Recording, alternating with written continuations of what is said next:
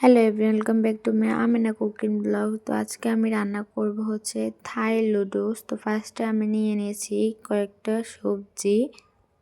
এখানে রয়েছে গাজর, ফুলকপি, ধনিয়া পাতা, কাঁচামরিচ, টমেটো আর পেঁয়াজ।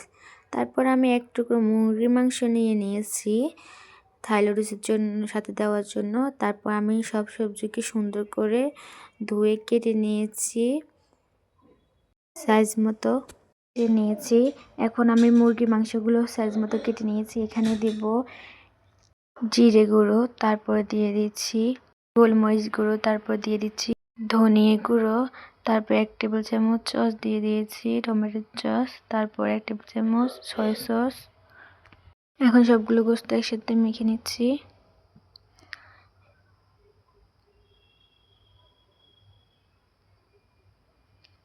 সবগুলো গোস্ত মেখে নেওয়া হয়ে গেছে। এখন আমি কেটে রাখা সবজিগুলো সিদ্ধ করতে দিয়েছি। গাজর দিয়ে দিয়েছি আর ফুলকপি দিয়ে দিয়েছি। এখন এগুলো আস্তে আস্তে সিদ্ধ হতে আসছে। সিদ্ধ হয়ে গেছে এগুলা, এখন আমি উঠিয়ে নিয়েছি। তারপর আমি হচ্ছে এখানে 1 প্যাকেট থাই নুডলস দিয়ে দিয়েছি। থাই নুডলসগুলো ভালো করে সিদ্ধ করতে দিয়েছি। এখানে আপনার চাইলে 1 টেবিল চামচ লবণও দিয়ে দিতে পারেন।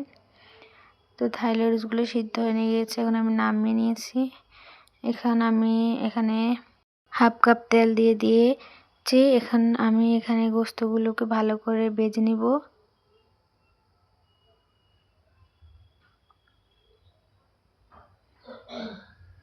গোস্তগুলোকে ভালো করে ভেজে নিয়েছি আমি। এখানে একটু নাড়াচাড়া দিয়ে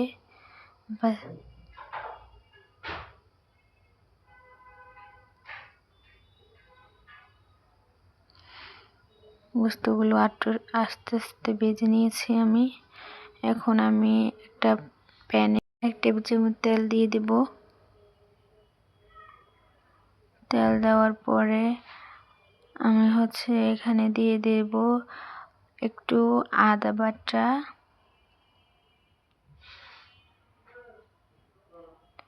তারপরে দিয়ে দেব একটু জিরা বাটা আর একটু রসুন বাটা দিয়ে আমি ভালো করে এগুলো তেলের সাথে একসাথে মেখে নিচ্ছি। এগুলো আমি নেড়ে চেড়ে নিচ্ছি ভালো করে। নেড়ে চেড়ে নেওয়ার পর আমি এখানে দিয়ে দেব কেটে রাখা পেঁয়াজগুলো, তারপরে দিয়ে দেব কাঁচামরিচ, টমেটো, সবগুলো আমি একসাথে নেড়ে চেড়ে নিয়েছি। তারপর আমি এখানে দেব টমেটোর সস, তারপর আমি ভাজি করা গোস্তগুলো দিয়ে দিয়েছি। তারপর আমি ভাজি করা সবজিগুলো দিয়ে দেব এখানে সবগুলো একসাথে নেড়ে ছেড়ে নেব। এখন আমি এখানে থাই নুডলসের মশলাটা দিয়ে দিব। থাই নুডলসের মশলাটা দিয়ে আমি ভালো করে সবগুলো একসাথে নেড়ে ছেড়ে নেব। নেড়ে ছেড়ে নেওয়ার পর আমি এখানে নুডলস দিয়ে দেবো থাই নুডলস ভালো করে নেড়ে ছেড়ে নেব।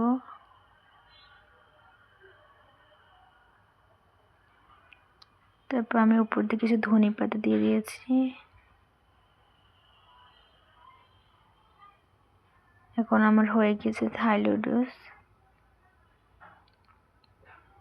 এই যে থাই নুডলস খেতে অনেক সুস্বাদু হয়েছে। আপনারা বাসায় ট্রাই করে দেখতে পারবেন আপনারাও।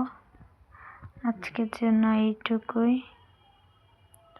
সবাই সুস্থ থাকবেন, ভালো থাকবেন। আল্লাহ হাফেজ।